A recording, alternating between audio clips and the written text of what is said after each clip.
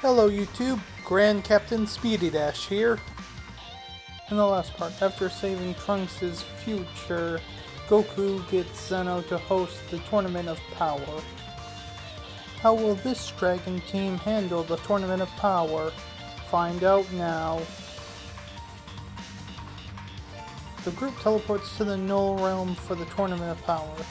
Though there are some important differences to discuss before we get started, as there was no Zen exhibition match, and thus the other universes didn't learn about Goku being responsible for the tournament, or that the penalty for losing the tournament is being erased.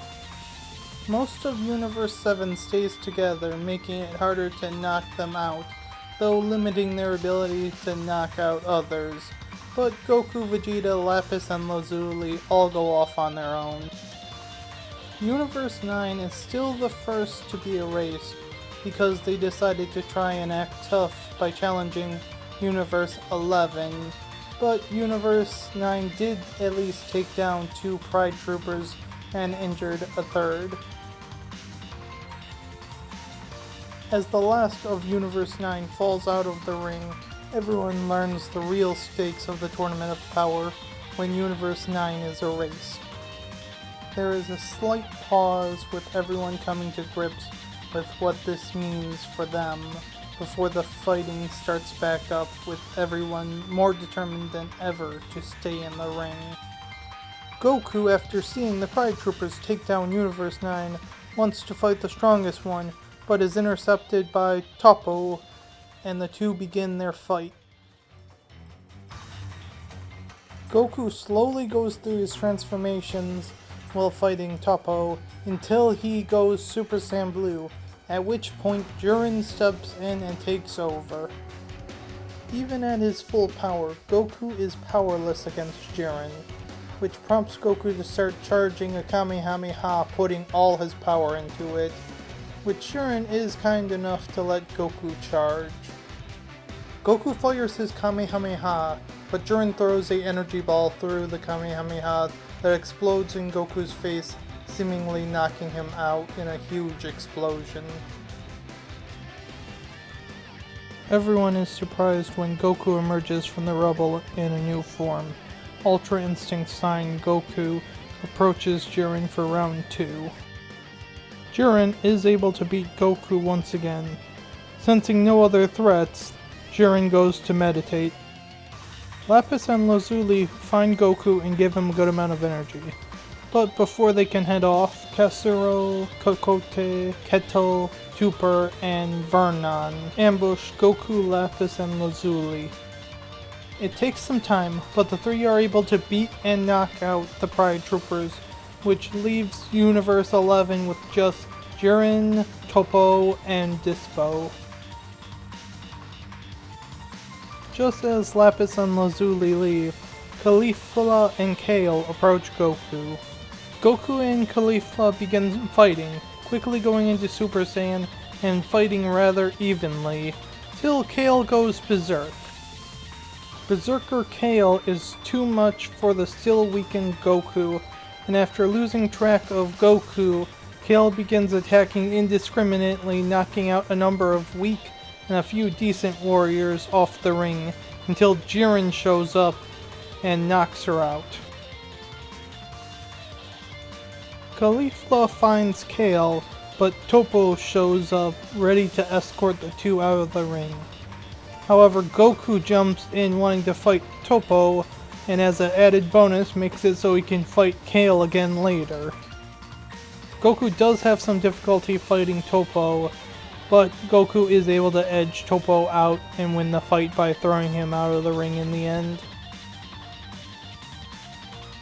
Gohan, Piccolo, Krillin, Tien, Roshi, and 16 decide to break into 2 groups as they were drawing too much attention to themselves altogether, with Krillin, Tien, and Roshi's group being able to finish off Universe 4, and thanks to Roshi using the Mafuba, they also defeat Megeta and Batamo pretty easily, though Frost gets a sneak attack in on Krillin, knocking him out.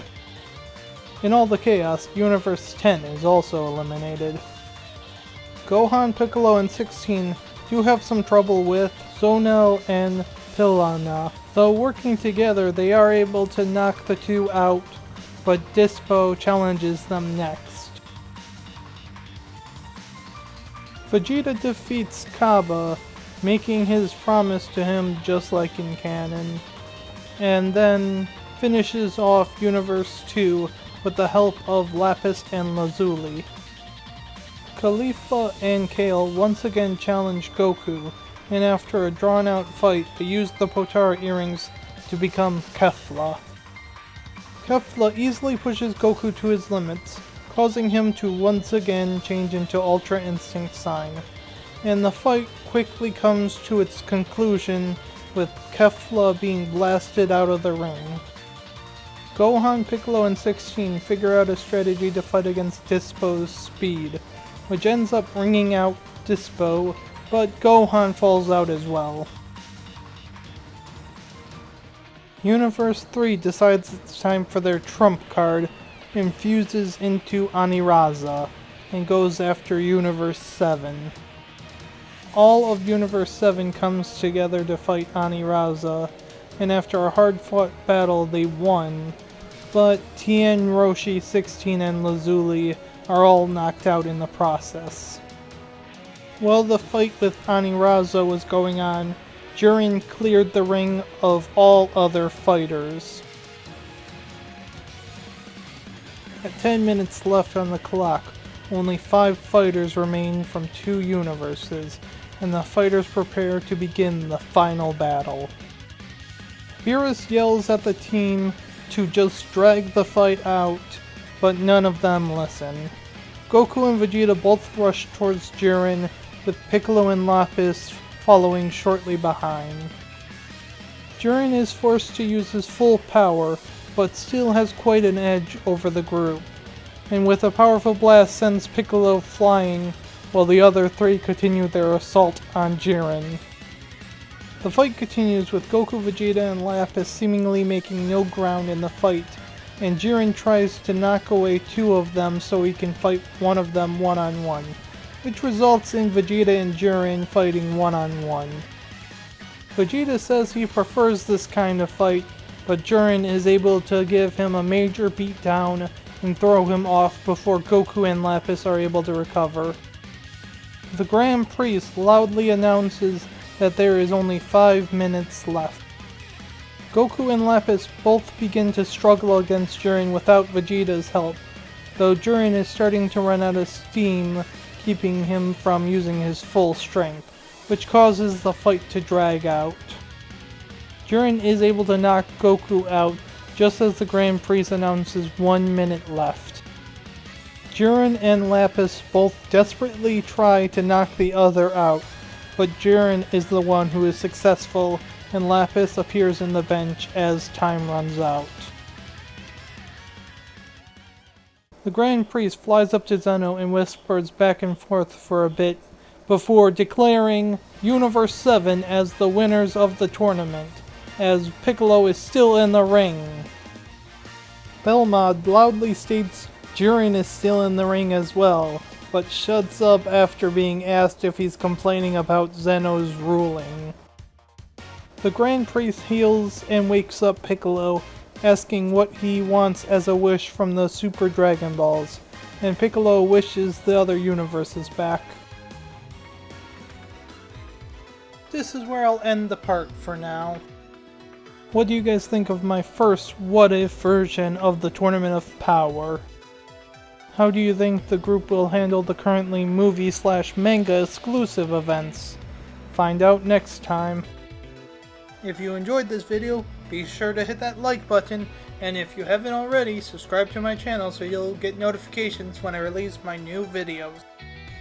As always, have a wonderful morning, afternoon, evening, or night, wherever you are.